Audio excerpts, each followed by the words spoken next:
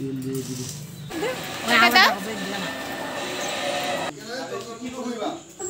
Everyone, সবাই কেমন আছো? আশা করি ভালো আছো। আর কাকুলি ব্লগসে আরও একবার সবাইকে স্বাগত জানিয়ে আজকে ভিডিও শুরু করছি। তো আজকে রবিবার আর এখন বাজে সকাল 8টা। তো এখন থেকে ব্লগটা শুরু করছি, কারণ সকাল থেকে খুব ব্যস্তের মধ্যে থাকি মানে কাজকর্ম নিয়ে। তারপরে স্নান সেরে নিলাম, পুজো সেরে নিলাম, সব কিছু কমপ্লিট। আর এখন খাওয়া দাওয়ার ব্যবস্থা করতে হবে। তার সঙ্গে আজকে ফুল দিনটাই আমি কি করছি সমস্তটা একটু একটু করে শেয়ার করব। আর আজকে বাড়িতে আবার আত্মীয় এসেছে, মানে আমার মাসি এসেছে, আমার দিদা এসেছে, আর তোমাদের দাদাভাই তো আগে এসেছে। যাই হোক, তো চলো ফুল ব্লগটাই তোমাদের সঙ্গে শেয়ার করব। তোমরা ফুল ব্লগটা কন্টিনিউ দেখতে থাকো, সঙ্গে থাকো। আর চলো এখন যাবো বাড়িতে, আর বেশি বকবক না করে। সকালের খাবার খেয়ে আমরা রওনা দিলাম 3 জন মিলে বাজার করতে। তো দেখো এই পাশে তোমাদের দাদাভাই, আমি আর বেটু।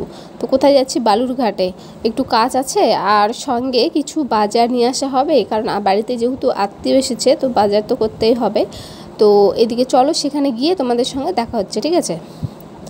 আর ওখানে গিয়ে সত্যি একদম ভুলে গেছিলাম ভিডিও করার কথা। তো বাড়িতে চলে আসার পরে এই যে দেখো এখন বসে গেছে আবার রান্নার সব জোগাড় করতে। তো এই পাশে দেখো মাটন নিয়ে আসা হয়েছে, আর বাড়িতে দিদা এসেছে। দিদা আবার কোনো মাংস খায় না, শুধু খাসির মাংস খায়, তো সেটাই নিয়ে আসা হয়েছে। সঙ্গে মাসিও এসেছে, আর এই পাশে তোমাদের দাদা ভাইও ছিল। তো এই যে মাংস নিয়ে আসা হয়েছে, তো এই মাংসগুলো ভালোভাবে দেখছিলাম যে নোংরা আছে নাকি লেগে। আর এইদিকে বড় বড় পিস ছিল, তো সেগুলো ছোট ছোট পিস করে কেটে নিলাম। আর আমার দিদার কিন্তু ফেভারিট, মানে খাসির মাংস ছাড়া দিদা কোনো মাংসই খায় না, তো সেই জন্য বিশেষ করে যাই হোক এই সমস্তটাই রান্না আমাকে করতে বলেছে। মানে তোমাদের দাদাভাই বলল আমাকেই সব কিছু করতে, কারণ ও আবার আমার হাতেই খেতে বেশি পছন্দ করে। আর তার সঙ্গে মা ভাত এইদিকে তুলে দিয়েছে, তো আমি এদিকে সব কিছু রেডি করে রান্নাটা করে নেব। তো ওই পাশে দেখো আমার বেটু দুষ্টুমি করছে, মানে তো এইদিকে দিদারাও আবার নেই, ওরা আবার গেল আমাদের পুরনো বাড়িতে, ওখানে মাসি আর দিদা। তো সেই জন্য আমি একাই সব রেডি করছি। আর এদিকে না মিলেজুলে কাজ করতে খুব ভালো লাগে। মা আমি দুজন মিলেজুলে কাজ করি। মানে মা এদিকে যদি ভাত দেয় চাপে, তো আমি এদিকে সব কিছু রেডি করে নেই। আর কোনো দিন আমি ভাত চাপিয়ে দিলে মা সব রেডি করে নেয়, এরকমই আমরা মা মেয়ে করি। যাই হোক, এইদিকে দেখো এই যে মাংসগুলো সব কেটে নেব এখন, আর তারপরে সব মশলাগুলো করে নেব। আর কয়েকদিন আগে মিক্সচারটা নষ্ট হয়ে গেছে আমাদের, তো সেই জন্য শিলনোড়ায় বাটনা করেই মশলা করতে হবে। তো এইদিকে দেখো ফাইনালি রান্না তুলে দিয়েছি, আর এইদিকে মাংসগুলো ভালোভাবে কষিয়ে নিচ্ছিলাম। আর মাংসের মধ্যে একটু আলু দিয়েছি, আর এদিকে রসুন দিয়েছি। মানে মাংসের আলুটা খেতে আমাকে আবার বেশি ভালো লাগে মাংসের থেকে। আর রসুনটা দেওয়ার কারণ হলো তোমাদের দাদাভাই রসুন খায়। তো আমার রান্না করা একদম কমপ্লিট। প্রচণ্ড গরম লাগছে, উনানে রান্না করলাম তার মধ্যে।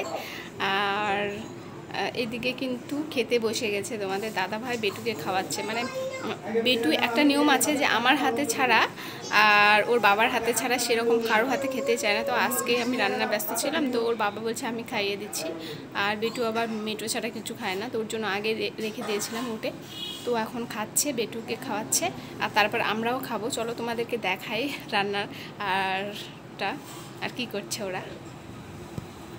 আর আজকে বেশি কিছু রান্না করিনি, আমি শুধু একটা ঘন্ট করেছি, আর এই দিকে মাংসের তরকারি। কারণ আমাদের আবার নিয়ম যে শুধু মাংসের তরকারি হলে না, ওরা মাংসের তরকারি দিয়ে ভাত খেতে পছন্দ করে, মানে সবজি কোনো ছাড়া, তোমাদের দাদাভাই বিশেষ করে। তো এইদিকে বেটুকে খাওয়ানোর দায়িত্ব আজকে তোমাদের দাদাভাইয়ের পড়েছে। তো এইদিকে বেটুকে আগে খাইয়ে দিচ্ছে, ও খাওয়া হবে, তারপরে আমরা সবাই মিলে খাওয়া দাওয়া করবো।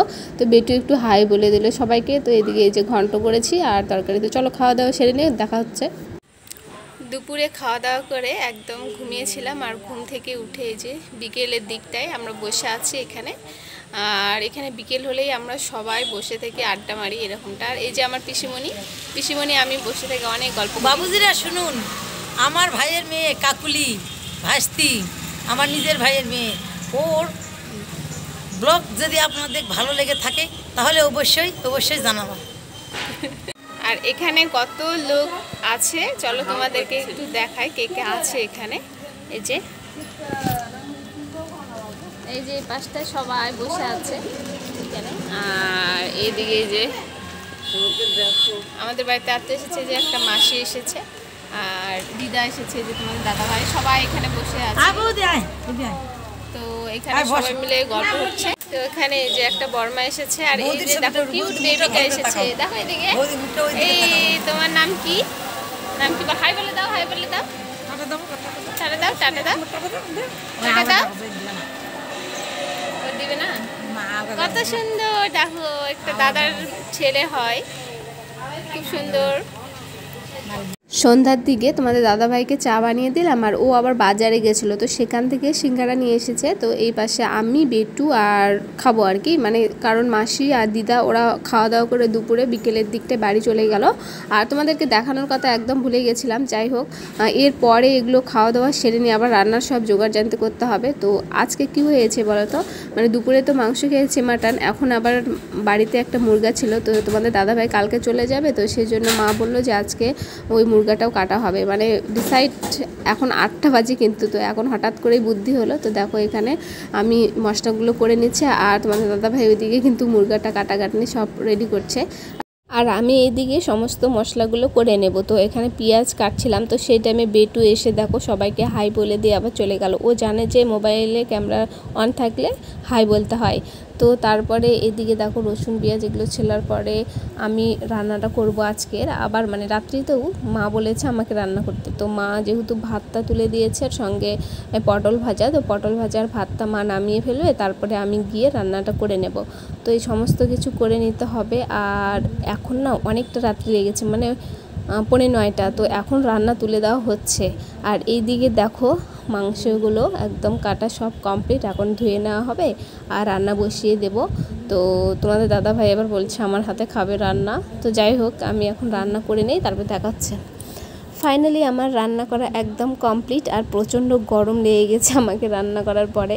বুঝতে পারছি উনানে রান্না করছিলাম, কারণ গ্যাসে আমার মাংস রান্না করা একদম ভালো লাগে না, উনানে রান্না করলে বেশি ভালো লাগে। তো যাই হোক, এদিকে দেখো মাংসের কালারটা একদম সুন্দর হয়েছে কিন্তু। তো এখন অনেকটা রাত্রি লেগে গেছে, এখন সবাই মিলে খাওয়া দাওয়া করে নেব আর খাওয়া দাওয়া করার পরে ঘুমোতে হবে আবার। চলো পরে দেখা হচ্ছে। খাওয়া দাওয়া একদম কমপ্লিট, এখন যাব ঘুমোতে। তো চলো আজকের ভিডিওটা এখান থেকে শেষ করলাম। ভালো লাগলে অবশ্যই লাইক কমেন্ট শেয়ার এবং চ্যানেলটি সাবস্ক্রাইব করবে।